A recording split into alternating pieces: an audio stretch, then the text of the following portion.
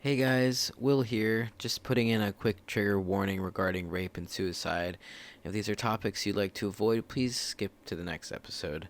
If you or a loved one are experiencing depression or suicidal thoughts, if you just need to talk, I will be linking Crisis Counselor Text Line, National Sexual Assault Hotline, Hotline for Suicide Prevention, and LGBT Crisis in the description of this episode. Thank you for listening, and I hope y'all are doing okay.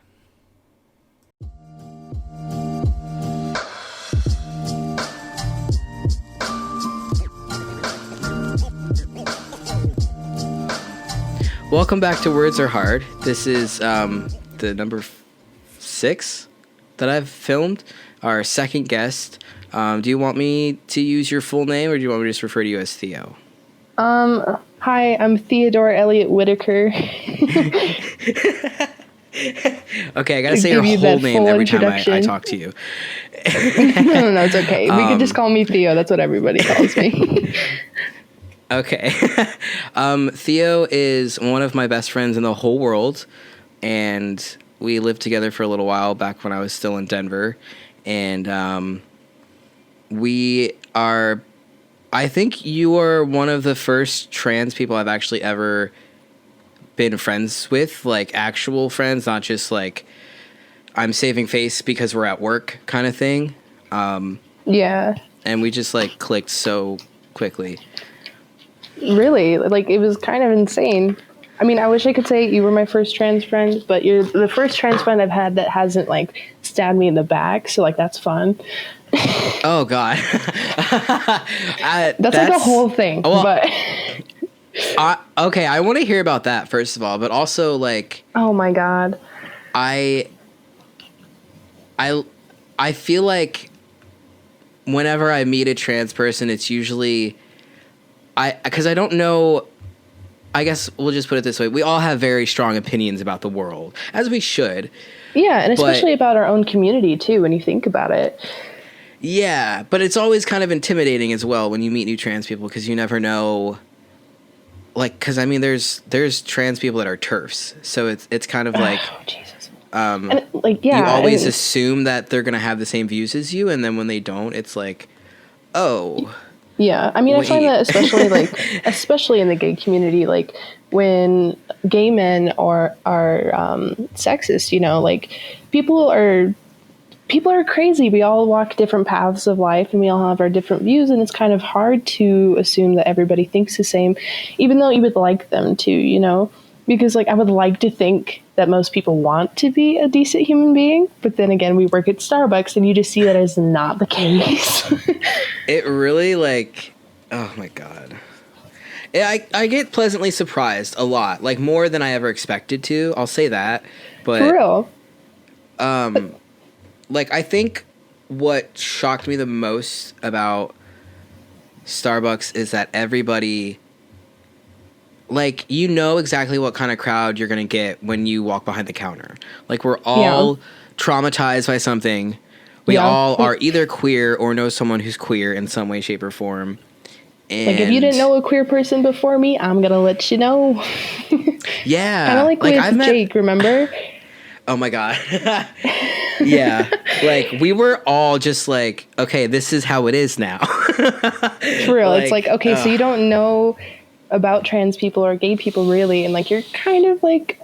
weird about women, not like, you know, like in a pervy way, you just like don't know lots about them, and like it's been kind of fun to teach him as like a neurotypical straight white male. It's like just like seeing my experience versus his, or at least what little I know about it, because like we only have a few hours to talk each week because we don't work much, but like it is so fun to see his reactions to like how I see things, you know. Yeah. I mean, that's, like, I always wonder, I think that's why I wanted to, like, because for a while, I was like, do I want to just talk about disclosure with Theo, or, because I originally asked Lynn to do it with me, just because, like, I talk to Lynn, like, every day, pretty much, just because our whole friendship has been over the phone, so it's not different when I move somewhere. It's just like, oh, yeah, this is how it's always been, and so... I was like, oh, well, she's there all the time. It'll be easy. And then it literally took us 3 weeks to fucking organize it anyway. Oh, no. But then I was like, well, me and Lynn talk about issues a lot together. And I always think it's interesting to get a cis person's perspective about things. And she'll come to me like, have you ever heard of Blair White or Calvin Guerra at all? You know, honestly, I couldn't say who those people are either. Well, that's good. Because they're like trans YouTubers, but they're like toxic as fuck. Oh no. Like Calvin Guerra has this video called "The Tranny Voice and How to Avoid It." Yeah, and I watched it so that I could have a debate with, not a debate with Lynn, but a discussion about why what he's saying is wrong. Because even though she knows it's wrong, she doesn't necessarily understand why it hurts me or like what it means to me. And like that's fair, you know? And it's hard to have those conversations because I don't necessarily know how to articulate that. But when I have those conversations, it makes me think. And I like that because then it gives me more tools in the future to then like articulate how I'm feeling when something else happens. Yeah. And then if we want to go back to those friends that I talked about, these trans people I was friends with in high school, like not necessarily like being part of a community stops you from being a toxic person. Like I know people that are in the gay community who happen to be racist, you know, and like just because you are a marginalized person doesn't mean that you can't like feed into the system that we're living in, you know? It's crazy. Yeah, I think that's like where the term intersectional gets brought up a lot is that if you're not an intersectional feminist, then you're not really feminist. Like, and that also relates back to being a TERF. Like, there are a lot of trans people. So intersectional is like being able to identify or understand that marginalized people are never just affected by one marginalization. Like me, like a lot of my life is about being a trans person, but it's also about being a mixed race person, but also about being a mixed race trans person. And so my experience, like I can't just talk on the struggle of being mixed race without talking about being trans and vice versa, because my life involves both things. And like, you know, like I never really thought of it that way. That's a beautiful way to put that. I kind of like it. Especially with the disclosure. Yeah, especially with disclosure, like these black women, these black men talking about how they can't talk about their experience being trans if they're not also talking about their race in that matter. Because the experience as a trans person is incredibly different based off of the color of your skin. And I don't know how to feel about that, you know, like I'm white, you know, like I haven't had it really hard in my life. Like being trans hasn't been easy, but it would have been so much harder if I was a person of color. Yes. I was going to say you've had it pretty hard. Like I like I don't want you to belittle that at all. And yes, it definitely would have been a lot harder had you been black. For sure. But I don't know, like, I think, you know, part of our responsibility as trans people is helping the people that are where we used to be. Yeah. And, like, that is exactly why you and I clicked so fast, because when I met you, you were in almost the exact same situation that I was in at one point. Yeah. And I finally was in a place where I could reach out a helping hand. Yeah. And there was nothing that was going to stop me from doing that, because that's all I needed when I was there. And like, had it been another trans person that helped me out, that would have been fucking incredible. I just ended up with another abuser after the first one. But we, you know, it just, things happen, and I don't know. Yeah, and like I'm so thankful to have like met you and been able to find a better path in my life because of you, you know, like I wouldn't be where I am today had I have not met you. And like just the fact that we were working at Starbucks together and we happened to be really good friends really fast was amazing. And then getting out of the living situation that I was in, because oh my god, it was literally terrible. And like what I had told you about living there wasn't even all of it. Like my brother's mom that I was living with, like she was incredibly transphobic. She's homophobic as well. And like both of her sons are queer. Like my older brother is pansexual. My younger brother, he's figuring it out. But I'm pretty sure he's bisexual. I don't want to push it on him, but like I'm pretty sure. Yeah. But it is what it is. He could decide for himself. I'm not going to like, you know, but like, and like she literally said to this in the car one day, and like I haven't been out to her. Like I just kind of like outed myself on Facebook and left the rest to it, like rest to her after I like left the house. But she literally said in the car that like you have to pick a side when it comes to your gender, because like if you don't, you deserve to die. And I was just sitting there in non-binary silence, like what the fuck. Because like, we had a friend, I'm not going to say their name just because of, you know, for them, but they identified as non-binary, and she knew that, and she hated them literally so much just for being that way. Like I hated them because they're a terrible person, but just because of their gender, you know, that's total shit. That is insane. I've never...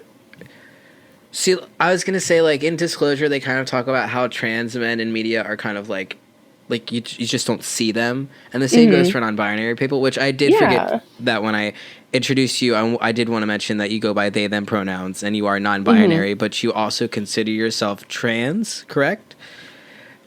Yeah. Yeah? Okay. Because, like, there's... Yeah.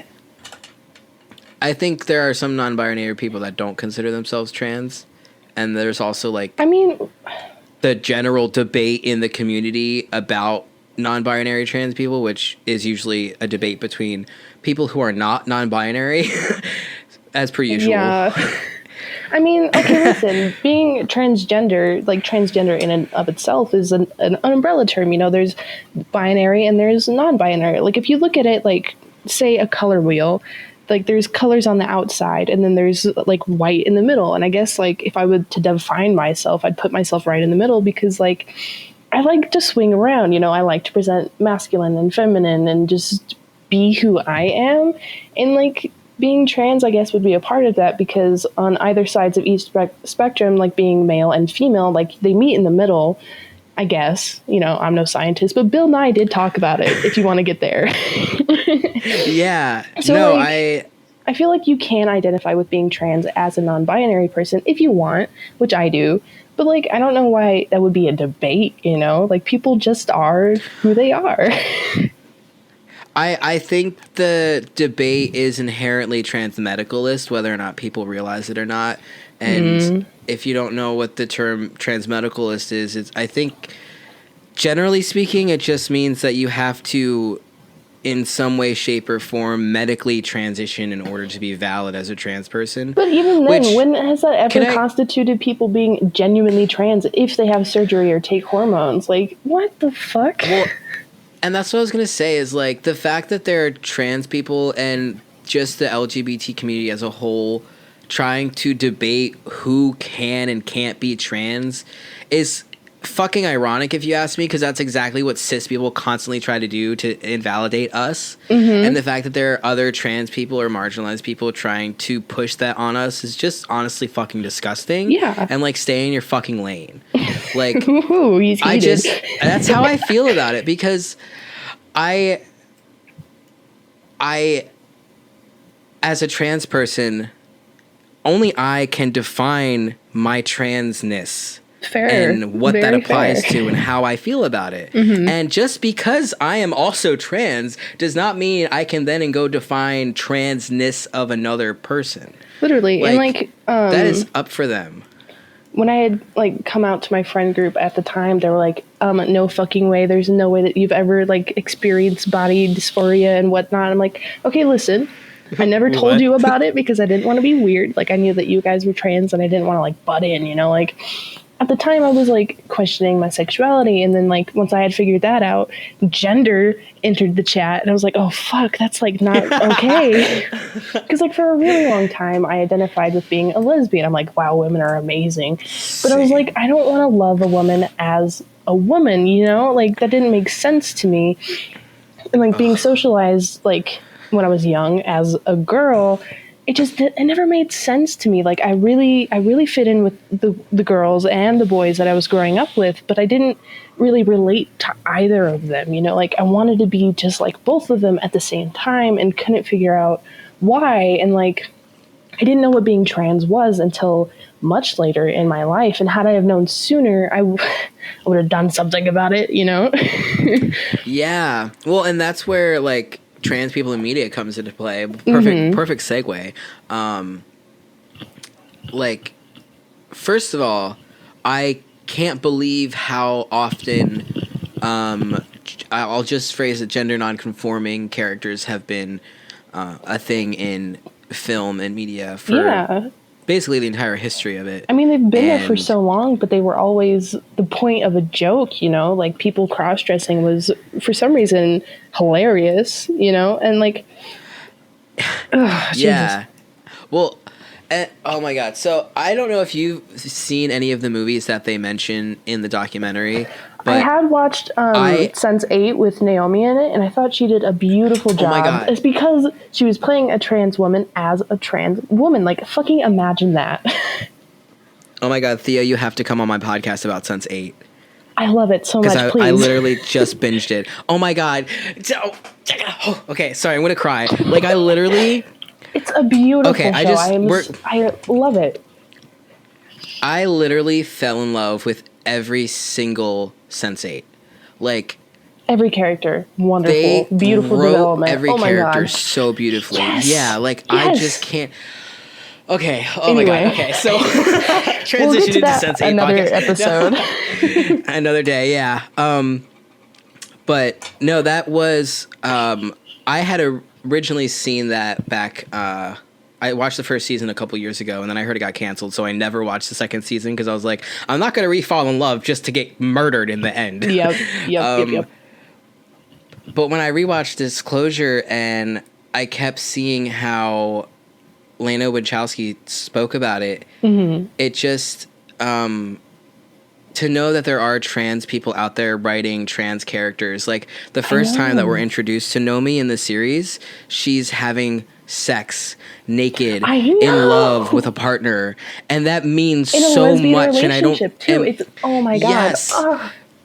I like, wish, you know. I mean, like, okay, listen, but like, okay, and going back into Disclosure, when these trans people talk about the way that they're represented, like when people in these films are like repulsed by finding out that their partner or this person is like, they didn't get what they were expecting because they're trans, you know, like they're instantly repulsed by it, you know. Like I had that image in my head, you know, while transitioning, because I knew about this. I wasn't following this on media. I didn't want to like trigger myself, but like this idea that I'll never be able to find love because I'm trans, and then suddenly being in a relationship with a man, and he respects me for like as a trans person, and like corrects friends and other people about my pronouns. It's amazing to see that like I was so fucking wrong, and I had this predisposition about me, about others, because of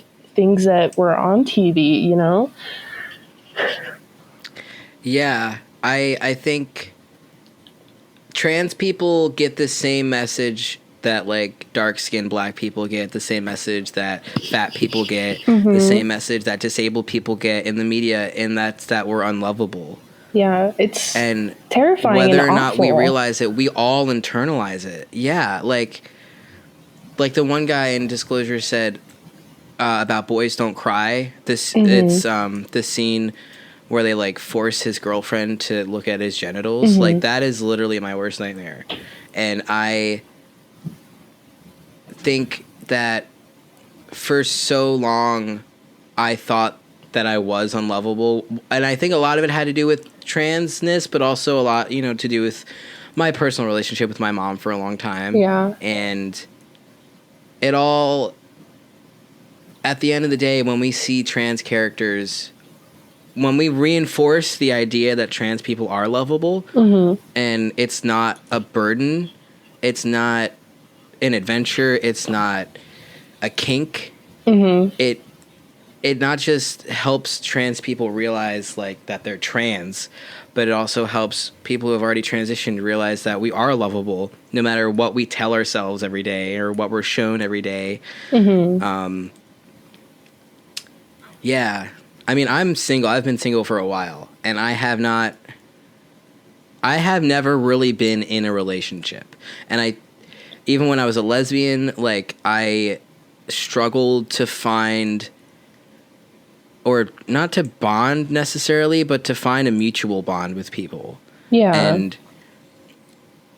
it always amazes me how other trans people find it so easy to, like, be in relationships before, during, and after transition, just because I have so many body image issues that it's like, oh, fuck, I don't know where you got the balls to do that. Like, I really don't.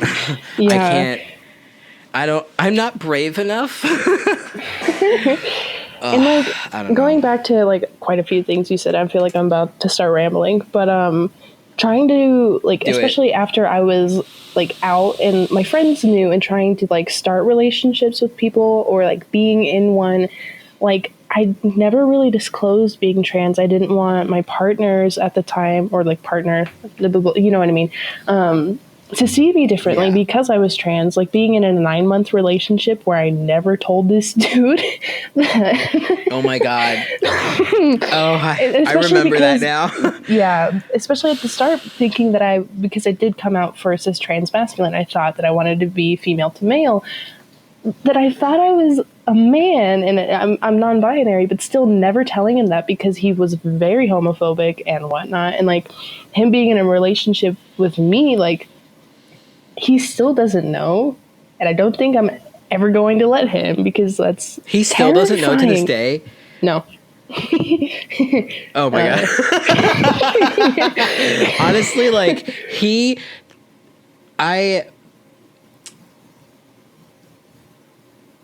and here's the thing about like disclosure is, at the end of the day, it is nobody's fucking choice but yours and mine about us and our bodies. It was so and like exhausting though, you know, like trying to lie to myself and to lie to him, you know, like this isn't who I am, and you can't love me if I'm not being like truthful about that. And like, I don't even know, man, especially because you don't genuinely like, okay, I don't know how to word this, but I don't feel like you have to like tell somebody before you like get into a relationship.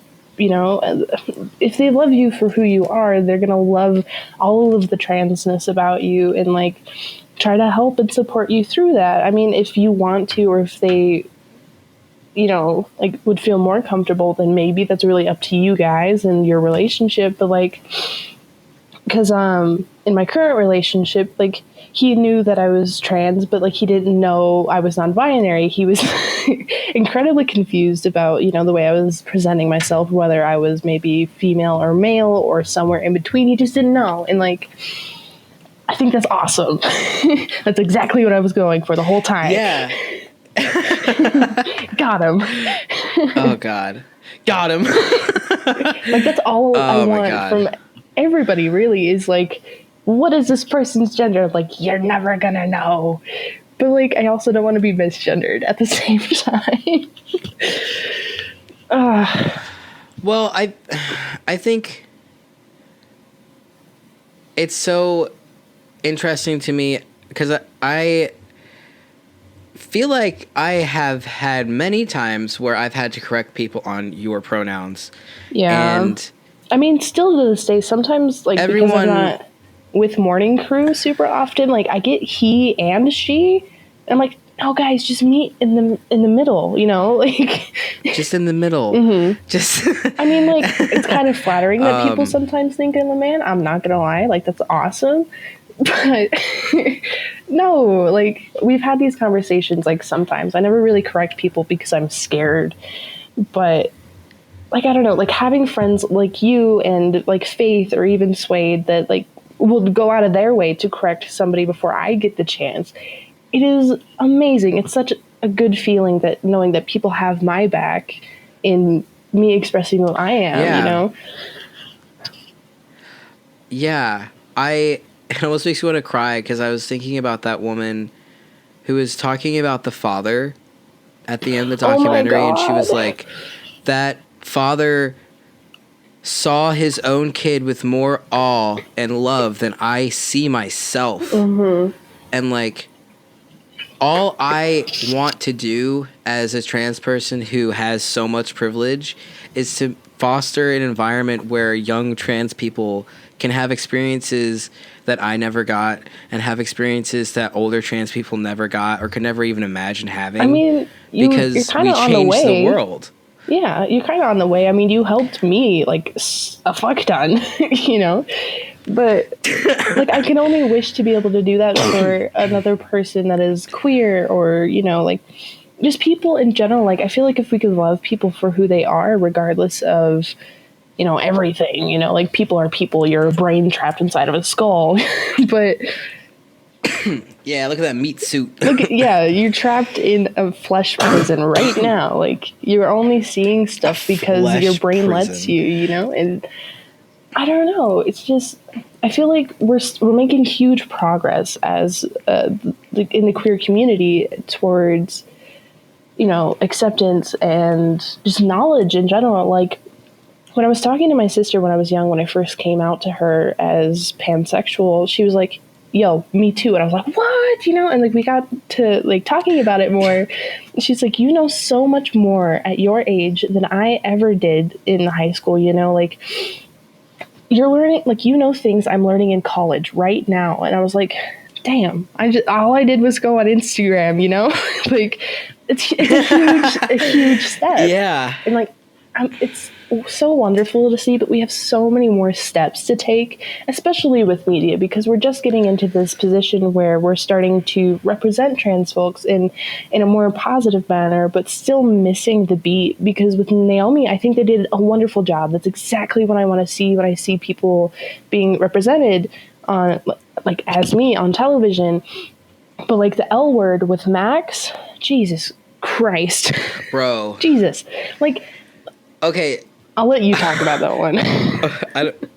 Well, because I didn't start watching the L Word until the year I transitioned. Oh, damn. And I think that so I saw Max as a trans character before I knew that I was trans. Let me put that there. And okay. I think it definitely put the idea in my head. And when I did transition, I thought I think there's a part of me that thought I had to be like Max. Mm-hmm. And Lynn asked me a great question about kind of just about performative masculinity in trans men. Ooh. And I would say more like performative toxic masculinity. Mm-hmm. I mean, that's like the most masculinity we see in people and on the TVs, the toxic part of it. Yeah. And like when you're trying to conform into a society, like, and it shows you what you should be, and like trying to, you know, like trans people, like, you just know, you eventually, like, you just are from the day that you're born, like, and like, I don't even know, being socialized one way and trying to fit in the other way.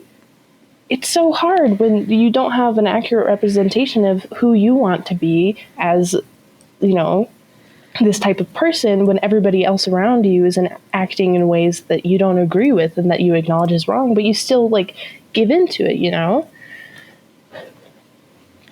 Yeah, it's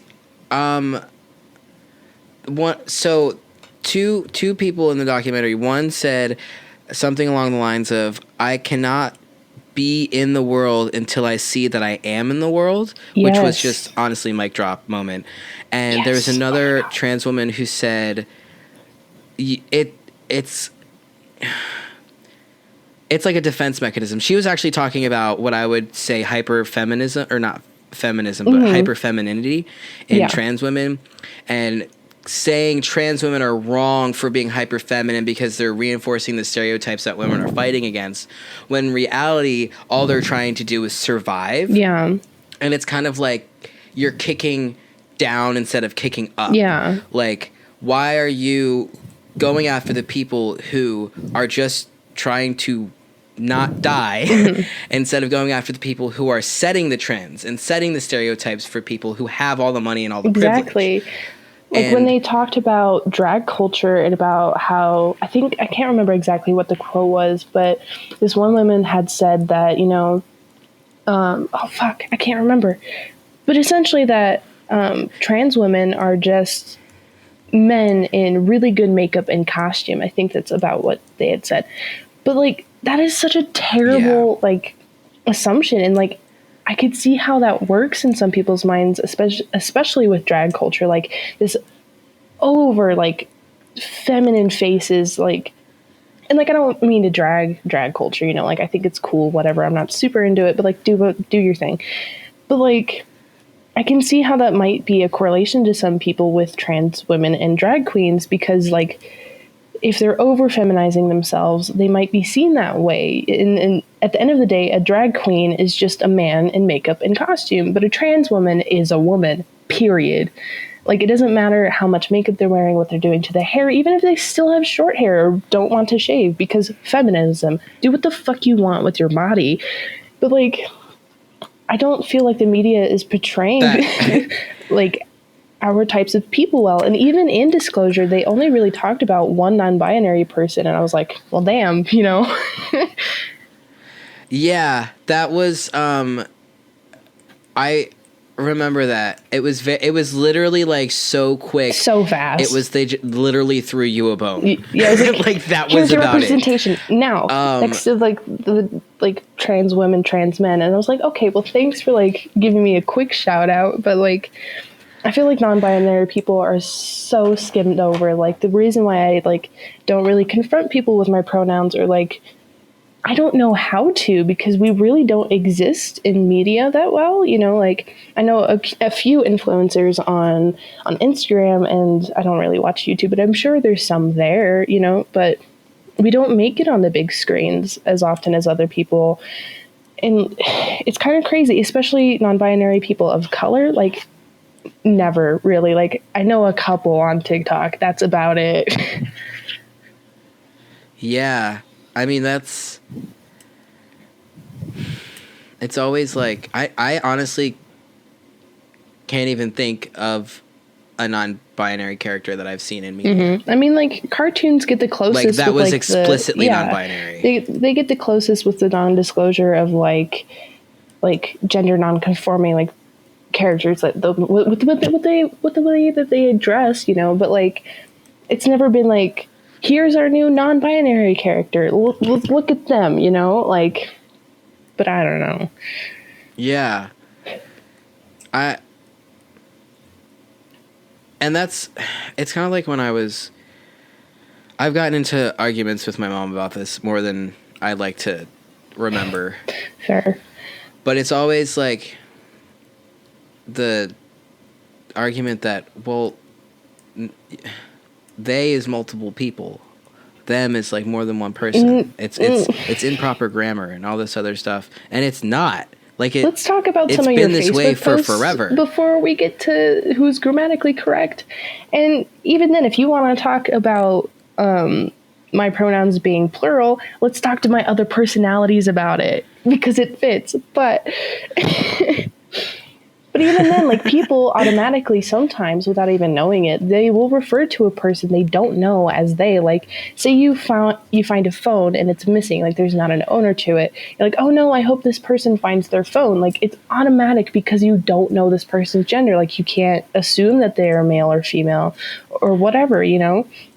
So, like, it does fit into your vocabulary. It's not a hassle to try and fix the way that you're speaking, you know? If you give it the effort, it's there, you know, with anything, really. Yeah, it's just whether or not you care enough to put the effort in. It's about compassion. And it's literally not that much effort. Yeah, like, people constantly make it about them. Yeah, it's like, well, this is difficult like, for me. People it's are like, okay. I don't want to do that. Yeah, it's like, well, imagine how difficult it must be for me, like, who it's can't hard to get talk fucking about respect from anybody because of their pronouns. It's like, okay, but like, imagine how tough it is to be that person, you know?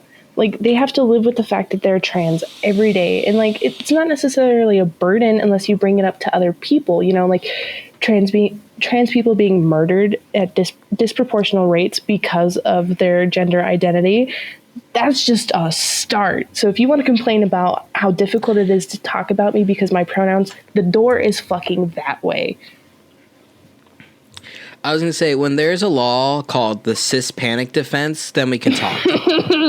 Like, there's literally a legal defense against, like, murdering a trans person because you panicked because you found out that she had a penis. Are you fucking kidding me? And now you legally can kill her.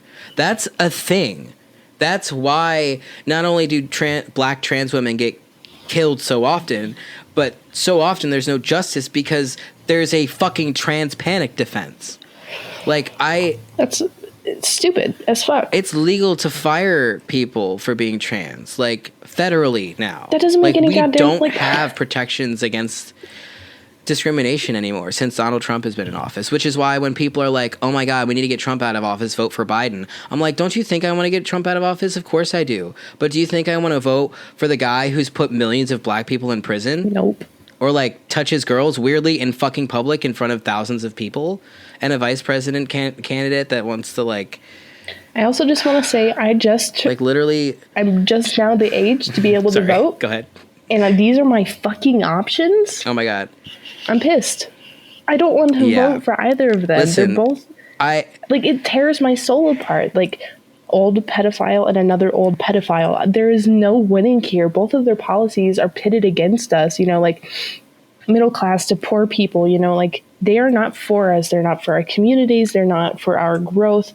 They want to see our country burn, and that's it, period. I know Joe Biden won't even support Medicare for all in the middle of a fucking pandemic. He is a fucking coward. Yep. Fucking coward. Anyway. I'm not educated enough on politics to speak about it, but that's all I know. Thank you. All I'll say is that I'm happy that you're at the voting age. I hope you do vote, no matter who you vote for. I'm glad that you exercise your right to vote, whether you write in a candidate or whatever. Like, I'm all for voting, even if it, you know, quote unquote, doesn't count. It wouldn't count if I voted for a Democrat anyway, motherfucker. Yeah. Like, but yeah, there are, we were talking about, like, seeing Nomi and Sensei earlier, and it made me think of the first time I ever saw a trans guy who was a comedian. Oh, really? Me and my dad were watching, like, The Daily Show or, like, the John Oliver show or whatever, and he was interviewing a trans guy who does stand-up. Okay. And I just started crying because I was so overwhelmed because I remember wanting to be a comedian when I was younger. And same. I remember asking my mom, like, am I funny enough to be a comedian? She was like, no. And I was like, yes, you are. What the fuck? So, and then I guess you didn't have enough trauma at the time. Later on, yeah, right. She had to traumatize me a little more. She's like, it needs a little more assault and trauma. Jesus. But then I transitioned and I kind of started getting into the point where a lot of the things that I wanted to be, I was like, well, like, because I thought about acting, I thought about singing, I thought about writing, I thought about comedy, and it was like, well, I don't see trans people doing that, so I guess I can't do that. I guess, like, I'm not allowed to do that for whatever reason. And then, like, I saw this trans guy doing a stand-up set, and I was, like, sitting there with my dad, and I just started fucking crying. And I was like, I didn't know that I could do that until yeah, now. like we teach kids, and I never thought about like it. we teach kids when they're young that if you think you can do it, you can do anything. And then suddenly with queer folk, as we're growing up, it's like, man, because you're queer, you can't do shit. And like, I hate that, you know, like I was thinking about it, you know, like at that job where I was just heinously getting misgendered, and like I'd talked to the HR rep, but I was like, man, this has got to stop or I'm going to leave. And it didn't stop. So I left, you know, like I didn't want to get fired from that job. So I quit, you know? And like, it was my first big boy job. Yeah. I was so excited to be making like a good amount of money. And I gave it up because I just couldn't handle like not being seen for who I am to settle for my minimum wage job, which I love. I love it. I have good coworkers. I like what I do for the most part. You know, it's kind of obnoxious, but like giving up Customer service, giving up good wages at a decent paying, like at a good job, but having to give it up because I just could not mentally bear being there, you know, like that's such a huge struggle I think that trans folk experience when they're grown, you know, like you try to get into these careers, like these actresses I saw on Disclosure. I was just so impressed. I'm like, I'm so happy that you made it as far as you have, being who you are, because I could never imagine myself going that far in life, you know? Yeah. I there's one side of like not ever seeing trans people in the positions that you want to be in later in life, but also never really seeing older trans people is like, it's crazy, you know, like I feel like I've never met a trans person that hasn't thought about committing suicide. And like shit. And I think I mean, if we're just gonna get right into it, like I think none of us expect to live that long. Like I can't imagine living past 45. Whether it be getting murdered, whether we get murdered, whether we commit suicide, or whether we OD from drugs of just trying to cope with how we have to live our lives, or, you know, like some people want to medically transition, but they can't afford to, or they don't have access to the meds that they need. They can't find a doctor who even knows what a trans person is. Yeah.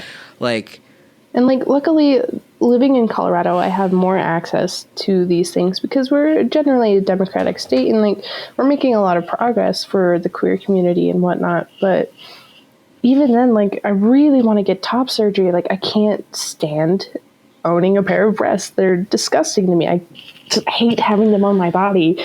And like, if you want to get a little bit more intimate, like having intercourse is really hard. Like, you know, just seeing them, knowing that he can see them too. Like, I just hate it.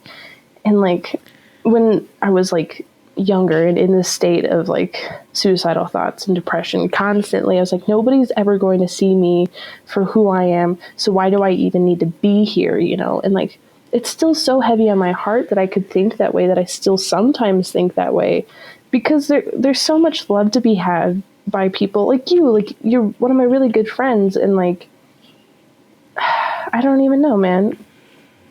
But it's still hard to see a future where I'm like over the age of 45. Yeah, I'm just trying to, like, I am already in a point of my life where I never thought about where I'd be at this point. I'm going to be 25 in less than 2 months, and never once did I think, oh, where am I going to be when I'm 25? Oh, I'll be fine. Or dead. I'll either be fine or I'll be dead. Isn't that the case and always? So now it's, you know? like, I mean, true. But I do remember, like, right before I transitioned, I must have been going through a lot. Obviously, the signs were there. I just am a dense person. And I just remember thinking that, you know, eventually my dad will die, and eventually my mom will die, and I'll just ruin all the relationships I have with all the people that I love, and I'll run away somewhere, and I'll just be a freak. I'll, you know, if I want to be a guy, I'll just be one of those freaks, and I'll be on my own, and no one can judge me because I won't have anyone. Yeah. And that was how I saw myself getting old, if I got old. And even then, I was imagining myself in my 30s, and that was old to me. And so now I'm like 5 years away from 30, and I cry at the thought of being in my 30s. One, because it terrifies me, but two, because I really honestly didn't think that I'd be there, and I didn't think that I'd be where I am now, and I'm here, and it's sometimes I really just need to stop and be thankful for all the hard work that I've done for myself, and I've had a lot of help along the way. But at the end of the day, in my darkest times, I picked myself up and I kept going. And I think sometimes I forget that. And I'm just really proud of myself. And I think sometimes, especially as a trans person, I feel like, because I feel like I was really toxically masculine when I first transitioned. And now I'm like constantly overcompensating and basically in a sense that like, oh, I'm a man, so like I'm always trying to elevate women and trans women and like other marginalized people, and I forget that I'm still someone who's a part of these groups, and I struggle, and that's okay, and like I need to remember to love myself the same way I'm trying to love these other people, because I am not different from them. So by the way, I'm really proud of you. If any queer people out there needed... Oh, thanks. Yeah. I'm really proud of all of our queer friends and family. And like, I found out my cousin is trans. Oh, yay. And is a non-binary trans person. Yes, another one. It's, literally told the family to use she, her, because they didn't think that the family would be able to conceptualize they, them pronouns, which they weren't wrong. Yeah. And so... although I don't talk to them very much, I do endlessly appreciate just the fact that they exist. And I think one thing that I don't think that us trans people realize is that other trans people are so happy just to know that we exist. This is true. We don't have to do anything. Just knowing that we exist is... so much, and it means so much. Yeah, knowing there's other people like me and like going through the same stuff, it's kind of, it's humbling, kind of, I would say, you know, like I'm not alone in this process of learning who I am, and it's kind of great, you know, like I don't want other people to suffer the way that I am, but knowing that I'm not alone in this struggle, geez. And going back to what you had said, well, I think like growing up as a trans person is kind of crazy, and like being non-binary, like when I think about, you know, growing my life, like when I become a parent, what are my kids going to call me? Like, are they going to call me by my first name? Because like I wouldn't mind being called dad, but like, does my partner want that for me also? You know, like I don't even know. And like being married, like is this person just going to call me their spouse all of the time? You know, tentative on whether or not I get married, you know, because fuck that. But who knows? That's a mood. Honestly, committing to this podcast is my practice round for committing to a marriage. Or committing to a person in general. Like if I can commit to a podcast, I can commit in general, right? And like I'm crossing my fingers that the relationship I'm in now just continues forever, because this is great. I don't want anybody else, but like we talk about these things sometimes, and like I don't know, I feel like, you know, like kind of low key maybe he'll get a little bit uncomfortable, and I want to be a little bit more masculine in like our future, you know, like, and I don't mean to weaponize my top surgery, but like it's kind of hard not to, like, because it's just in my brain that he's a man. Like if I get rid of my chest, you know, maybe he's going to love me a little less, or he's going to think of me differently. So when we talk about it, I get kind of on edge, you know, and like getting rid of them, I think it's not going to make me a different person. I am who I am, but like, I don't want him to see me differently, and I don't want to see me differently. I mean, I'm going to feel a lot more comfortable, to be honest, but like, I don't know, just like thinking about these things, and if I'll ever be able to afford them, it's just such a heavy weight, you know? Theo, are you still on Medicaid? I'm on my dad's insurance, but I'm kind of planning on using Starbucks benefits to help with that. I just have to make money first. That's fair. Well, also, just so you know, in Colorado, Medicaid does cover top surgery. Real shit? Yeah, like, I was gonna do it, but I just didn't have anyone to take care of me after my surgery. Man. And there is only, like, a choice of maybe 2 surgeons, but like I said, you can get it covered under state Medicaid. So if you did want to do it and see how much it would cost you in the end after everything, I would look into it, because you could get off your dad's insurance, get Medicaid for a period of time, and then just pick up more hours at Starbucks and then get Starbucks health insurance as well. This has kind of been the plan, because I want to enroll for benefits, because it's been such a hassle trying to get in contact with my dad. He just is, you know. But like trying to, because like my wisdom teeth are coming in and I need glasses, and like when I don't know if I told you, but I was like fainting a lot out of nowhere. So like no didn't mention that. I'm glad you're not dead. But I had to go to the ER, okay. And they were like, well, sorry, drink some water, eat more salt, and take some vitamins. And I was like, well, fuck me, right? But then they charged me like $125 even on his insurance. So I kind of want to switch it up, you know, get on Starbucks. But that also like implies that I have to continue working at Starbucks for like a really long time, you know? Not necessarily. You could get a year's worth of Starbucks insurance, and then you could do everything that you wanted to do, and then you could quit Starbucks and go on Medicaid until your other job's health insurance kicked in. You know what? That's true. You fucking big brain. Look at you. Well, here's the thing about Colorado is that when I was struggling, I learned a lot about the resources that are out there, and comparatively, Denver has a lot of good resources, especially for people like us. Yeah. Thankfully, because we need it the most. Yeah. My biggest problem is like wanting something and then like not doing the research, so I just kind of like sit there and sulk about it.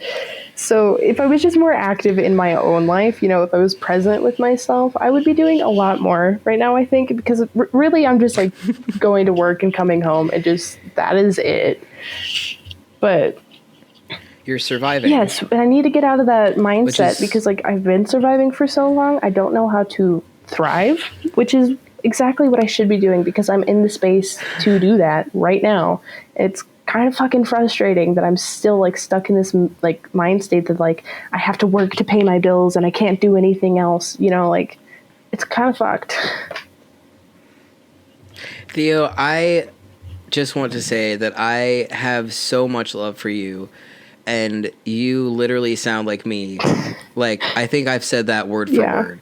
And I would argue that I'm not completely thriving yet, but I'm closer to thriving than I was a year ago. I'm glad. And I think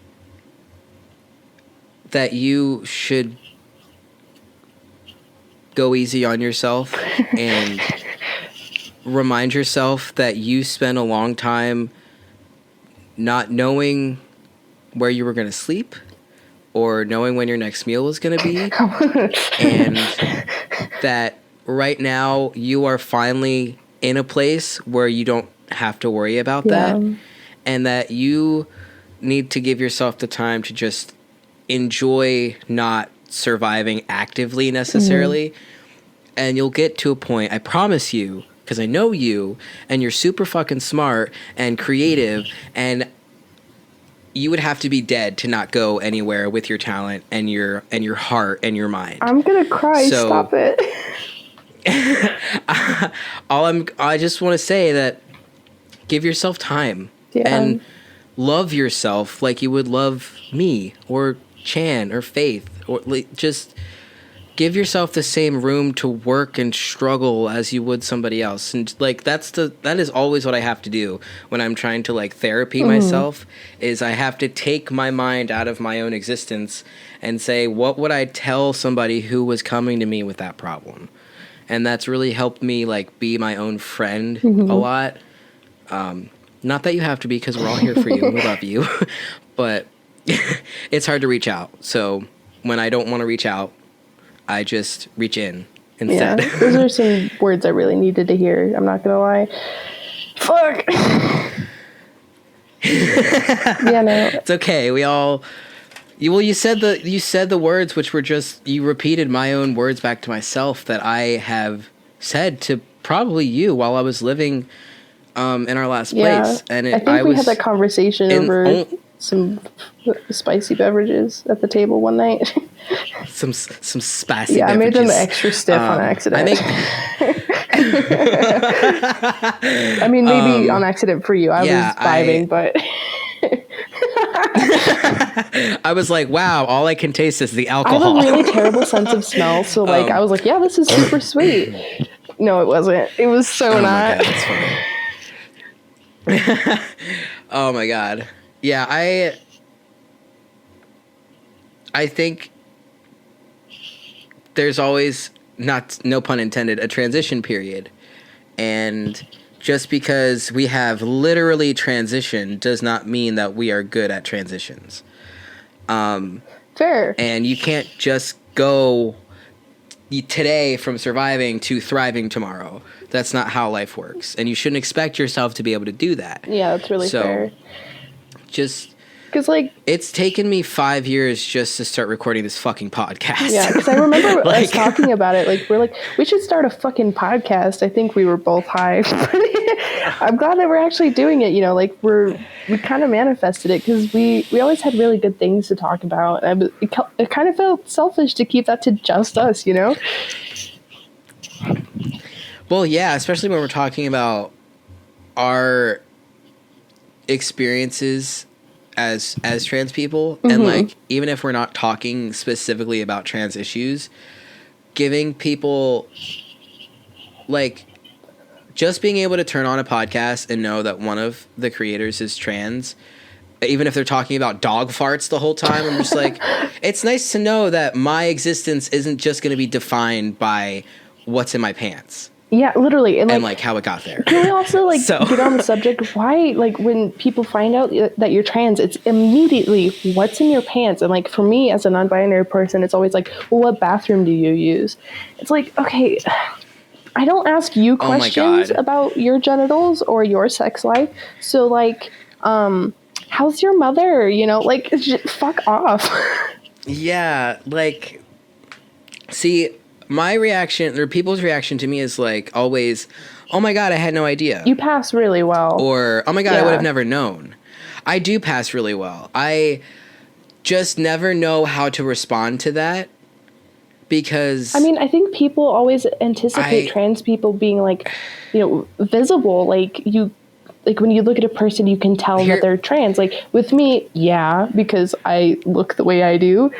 But like at the same time, people think I'm a cis woman, and I kind of hate that. You know, like I really try to present in a gender neutral way, but like with the way that young people are now, like a lot of girls are cutting their hair short and dressing a little bit more masculine, so it's really hard for me to stick out from that type of crowd.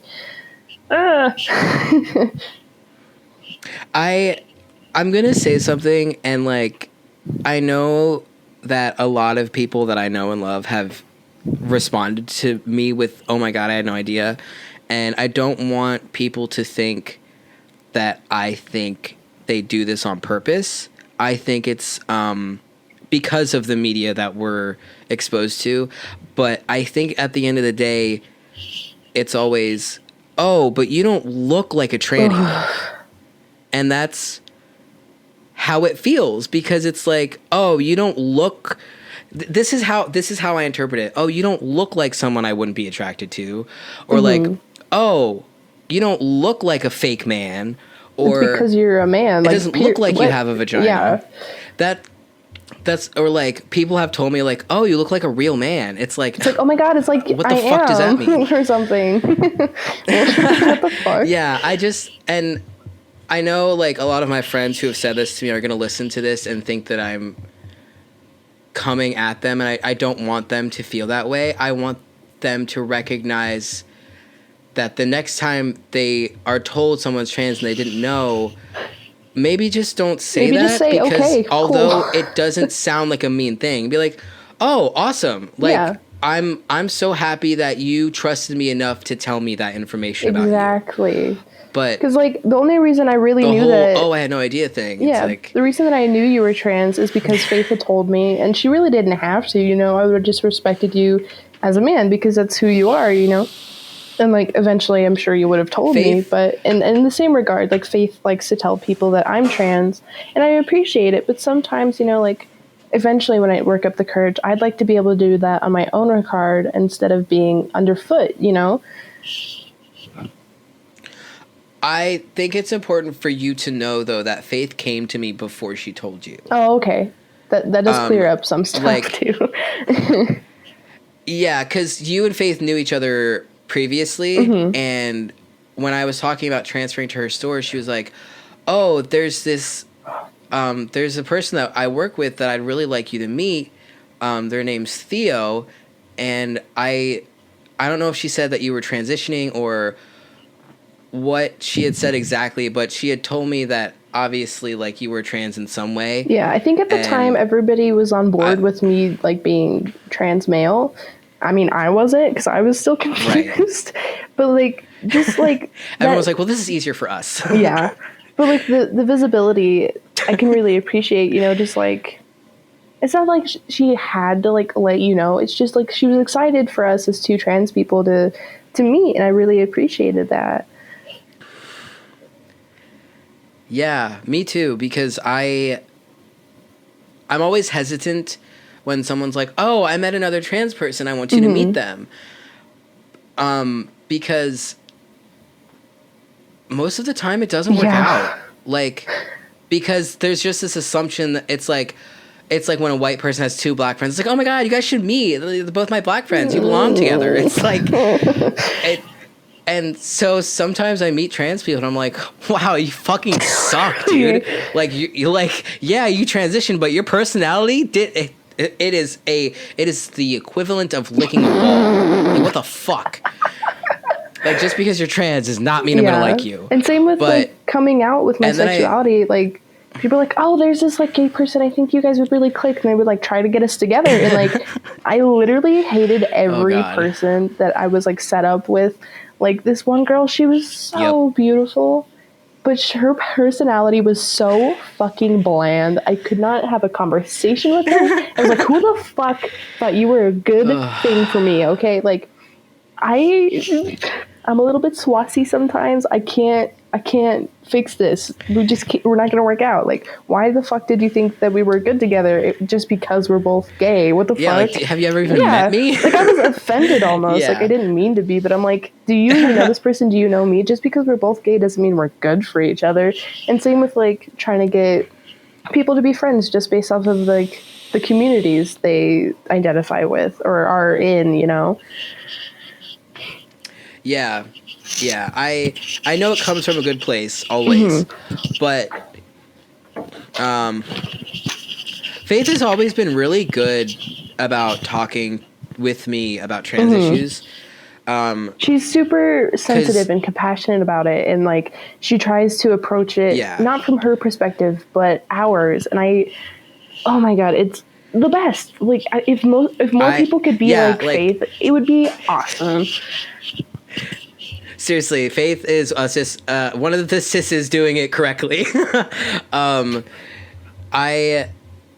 I mean, honestly, all of my, like, the reason the friends that I have are in my life is because they're good to me and they respect me. And, like, a lot of them, like, my friend Corinne has taught me so much about setting my boundaries and saying no and, like, not apologizing for it. And, like, I am a better person because of that, and I share that knowledge with other people, and I hope that she knows she's affected a lot of people just because of her being herself. Yeah. And I think that's one of the most powerful things that you can do is just by being unapologetically yourself, and then people picking up on that and being like, you know what, I want to be that too. Like, okay. Oh, women in power. God damn. I do think I'm going to have to wrap this up soon, though. But it has been awesome to talk to you, hear your voice again. I know, same. I I'm really glad that we got to have this conversation. It felt like we were both sitting at the kitchen table again, I could picture it, you know. Fuck. I miss those. I know, me too. I miss them too. I don't know if I probably haven't told you this, but a couple different people, including Maya, I think that's how you pronounce their name now. Maya Lindsay, right? Okay. Yes. Yes. They talked about having me move in with them and Alan, and also my friend Sydney and her boyfriend were looking for a place right around the time I plan on moving back. So I have a couple different options already. I just need to get my shit together, which, again, is going to take time, and I accept that. I'm going to cry if you're coming back to Colorado soon. I'm so excited to see you again. I'm hoping for, like, this time next year. Okay. So,